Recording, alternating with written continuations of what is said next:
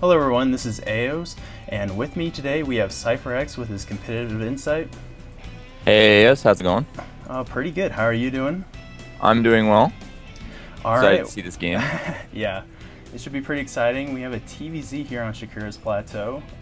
Dignitas Select spawning here in the northwest position, and we have LiquidSheth spawning in the southeast position. So, Cypher, I know you're a Zerg player, know a little bit more about this matchup than I would, so if you could give me a little insight, that would be great. Well, from the Zerg's perspective, TVZ is a game of trying to stay alive up until you can kill them. Your usual army composition to do that is some form of tier 3 unit, usually the Broodlord, hopefully Infestors, maybe some Mutalisks to help deal with the Vikings, and Zergling. And you're going to try and get to that army composition without dying to the Terran earlier than that. Yeah, it definitely seems like the Zerg really has to try to adapt and survive for a while. You know, I mean, there's been some players trying to like pioneer a little bit to make like a stronger Zerg army, but I still feel like the core of Zerg play is still in that survival mode for a while. After the Infestor buff, it does become possible to stay on equal bases with a Terran or a Protoss. Because of Infestors, you can have a cost-efficient army rather than the usual 300 food army that you need for Zerg in order to beat a 200 food army for Terran, meaning you throw your 200 food army at it and then rebuild it and do it again to kill it. Yeah, and I know like personally, like I play Protoss, but it's still super scary once you let Zerg get to that ultra macro point. It's really hard to compete at all. Yeah, it's a little different for Terran as well, because they... Well, the Warpin feature of Protoss, I think, lets them max a little bit more quickly. Yeah, that's true. Alright, so far it looks like we have Sheth taking a hatch first. We'll see how that works out, and looks like Select is just doing fairly standard stuff. We do have Sheth's drone working down the SCV, and Select saves it and finishes the barracks, so... that's good for him. Looks like a fairly standard opening, one gas so far from the Terran. Just getting that Marine out to deny the scouting.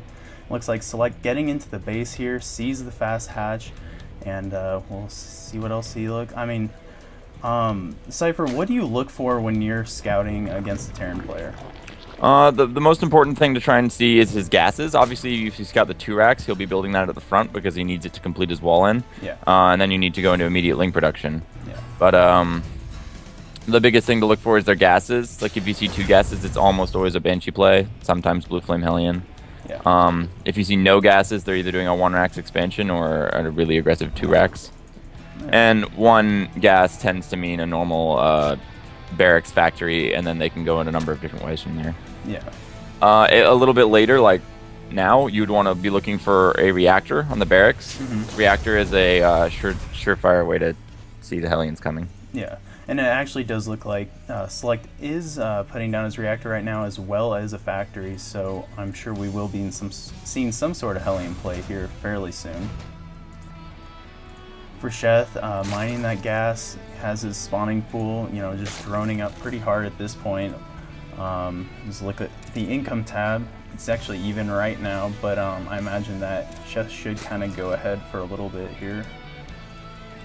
I want to point out Sheth is still on his gas with 2 drones, so he hasn't given up mining gas completely, which is a little bit standard. Okay. So he might get him Banelings a little bit more quickly. Okay. That's definitely something we'll look for then, and it looks like he has Zergling speed going down as well, so... or a fast lair, I guess. He could be getting a fast lair.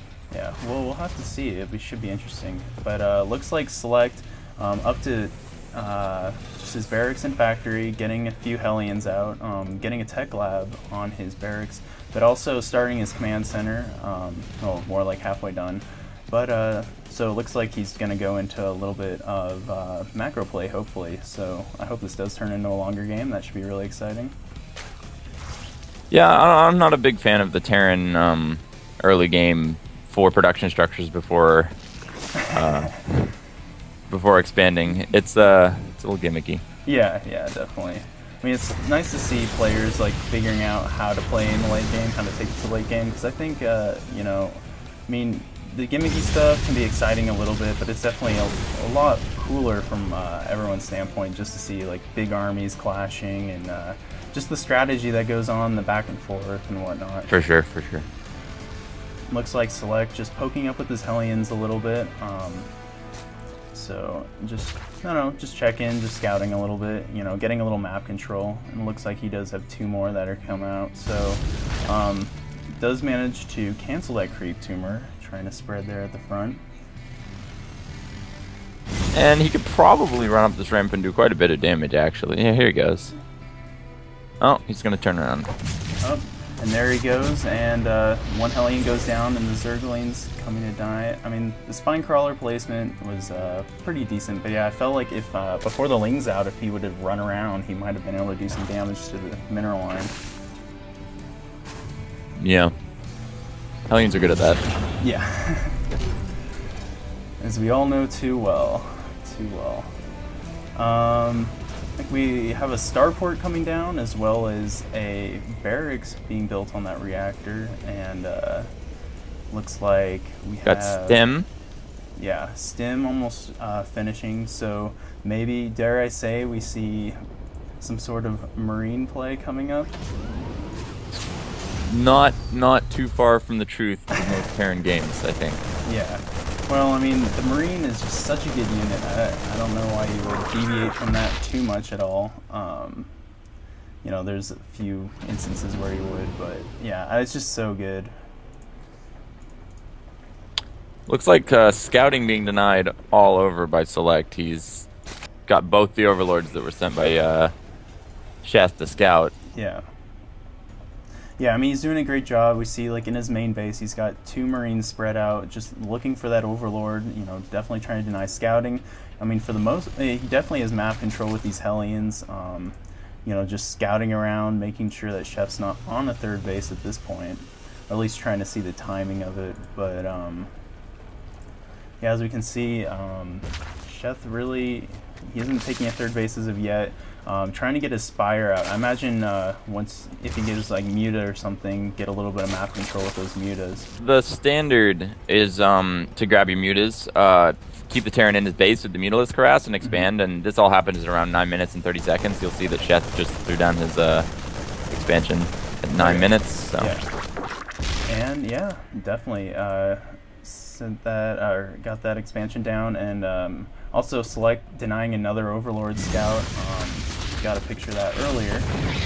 It's pretty good by him, and we got 2 medevacs going out, 1 full and 1 about half full, so this drop could be pretty big. We'll see if Sheth sees it or not, although I don't think there's any Overlords until pretty close to his base, but we'll have to see. These players are always watching their mini-maps, Heal. Oh yeah, for sure. A lot better than I do anyway. So yeah, it looks like Sheth will see the drop coming in. Got some Lings there, so we'll see if this can do any damage at all. Marines being surrounded immediately, and Muta's out too, so this should get cleaned up pretty easily. Muta's out in the nick of time. Yeah, which is pretty huge. Looks like siege mode has started too while this drop is going on, so siege tank play. You know, and Sheth just getting his melee upgrades and also his flyer upgrades, so just looking for some Ling, Baneling, and yeah, his Baneling nest going down, so Ling, Baneling, Muta probably, and it looks like Select with a lot of Marines getting siege tanks, so dare I say Marine siege tank from him. Sounds about right, and looks like Sheth's just now droning up his 3rd as well. Yes. Using the Mutalist to apply pressure, give him a little bit of breathing room. Yeah, and that's what the Mutalist does so well. It's just like keeps the Terran in their base. They can't really move out a whole lot just because there's always the threat of counterattack, and that just makes it so tough. So definitely gives you map control, especially since, I mean, you kind of have like the Lings in the beginning for map control, and then the Terran gets out some Hellions, and then, well, Hellions can't shoot up, so once the Mutalists are out, then, you know, it's game over for the Hellions, so. Well, at least in the map presence department, yeah, I would say. And I mean, as we see now, Chef on 3 bases and Select on 2, so You I know, guess I lied doing- before. He's now droning up his third base. Wasn't yeah, before. yeah. And it looks like he's getting the centrifugal hooks as well as burrow, so might be interesting. Maybe some Baneling landmines. Yeah, that would be pretty sweet. I really love Baneling landmines so much. It's so exciting. As well as an infestation pit going, so you know, probably going to take up the hive here pretty soon. I'm surprised given the lack of vision that Sheth has of Select. Like, if you check his vision tab, you'll see that he has no vision of any of the production structures in Select space, that he's not upgrading Overlord speed to kind of figure out what's going on in there. Yeah, yeah. No, I agree. I mean, he really doesn't have vision of much. I mean, he's doing a good job with these Mutalisks flying around, like, keeping his map control alive, but yeah, he really doesn't have any vision of Select space, so he really doesn't know what's going on too much, but... We so got a I'd agree. sneaky drop coming in here in the top right. Yeah. So yeah, looks like Select coming around from the top right also has a full medevac down at the bottom, so maybe a two-prong drop. We'll have to see here. Coupled with a big push down the middle by the looks of it. Yeah, yeah. And actually, Sheth too is swinging around with his Mutalisk, finds the command center floating over from Select, so he's able to deny that and send that back. I don't think he'll be able to kill it off of the Marines coming in, but he did force a big stim there, which is always nice. Trying to lure the Marines up the ramp to those 3 Banelings. Yeah. Yep. And, Neither drop is moving. Yep, they're pretty stagnant right now, so I think he might be, just waiting for a big push and drop at the same time, but we'll see. And yeah, there are some Baneling landmines here at the top of the ramp, so we'll see if he can lure those Marines in there. That would be pretty sweet. Keep an eye out on that for you guys. Looks like we have some infestors out for Sheth. Yes. Finally. Yeah. Gotta So, love the infestor. maybe for some of the viewers that aren't quite as comfortable with Infestor, would you like kind of explaining the utility of them in this matchup? In this matchup, infestors are primarily used to counter Marines because they fungal them Yeah. from full HP. So they're very useful at controlling the bio. So what you would do is get Broodlords with them. That way you can float your Broodlords forward, just essentially attack with them. The siege tanks will attack their own army with because they're attacking the Broodlings, and the Marines cannot run forward under the Broodlords to kill them because infestors will fungal growth them. Yeah. Yeah, and I mean, just so powerful with that area effect damage. Also, with the fungal kind of getting, well, it got buffed a little bit for armored, I guess, but it's still so good. And it looks like Select